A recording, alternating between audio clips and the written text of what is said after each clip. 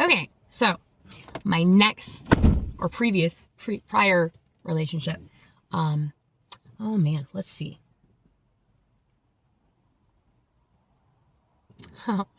So, the one prior to that relationship was kind of an equal perpetrator-victim role, because I did not respect my man, but he didn't respect me either. It was a mutual, like, just shit all over each other. He didn't care about my boundaries, especially to my body.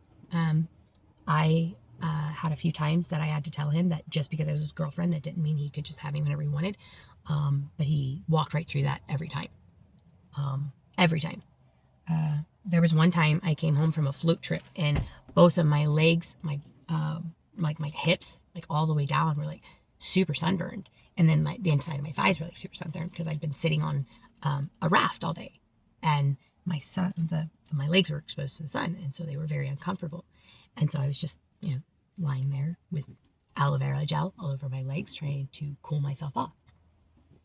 He walked right through my boundaries. But I was not very nice to him. I manipulated the fuck out of him.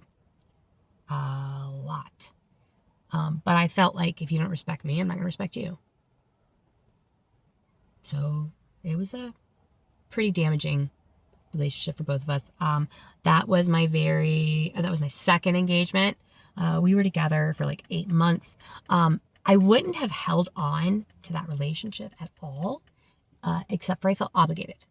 Let me explain why. Both of these stories are Adams. Yeah. So we'll start with the first Adam, the one that came first.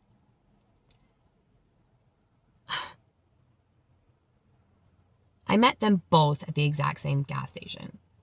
I worked at that gas station.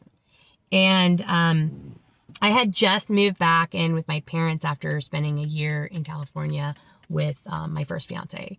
And so I had just gotten back, and it was August, I believe. It was June when I got back. It was August when I got my first place, or July when I got my first place. I had a studio apartment, nothing big, but it was super cool for me because it was my first studio apartment by myself. And I was super excited about living on my own for the very first time in my life. Never have I ever. Oh, not true. I lived alone for the 3 years I lived in Alaska, aside from the 6 months I was living with Harry. Other than that, I'm 40 years old. 3 of those years have been alone, that's it. The rest of it's all been in a relationship, and it's usually been somebody that's been mooching off of me. Yeah. I don't think I've ever been, truly financially taken care of. Ever. I have always been the responsible party as an adult. And that's kind of sad, because,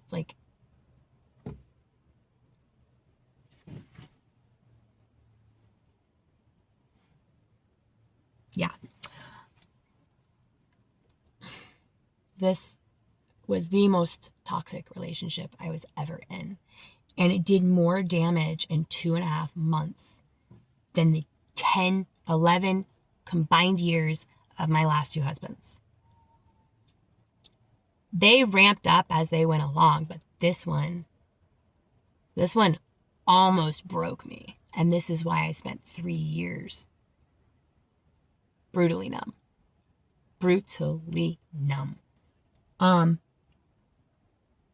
Narcissist. Physically, sexually, emotionally abusive, and mentally abusive. Yes, those are different. Very different. One's an emotion. It comes from here-ish, or wherever the emotion you feel it. Okay. And then mental is here. Fucking with your mind. Mind fucking. It's different. Anyway, so I actually met him on a date with his brother. And he infuriated me the second I met him. Immediately we were arguing the entire time. Like, his brother was sitting in the back seat because I had a Ranger at the time.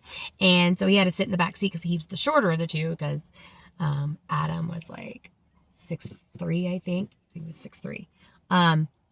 Yeah, he was like 6'3". So he wouldn't have been able to fit in the little fold-down seats in the back of a Ranger. So he sat in the front, and the entire conversation was between him and I. His brother didn't say a word the entire time. We went to dinner. We went back to their place. Well, their mom's place. And we kept talking. Well, the guy that I was actually originally on the date with literally left me for his ex-girlfriend like 5 minutes after we got back to his house. So, whatever.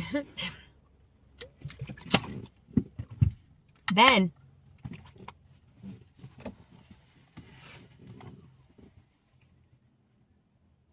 we got in another fight. Like we were arguing like the entire time.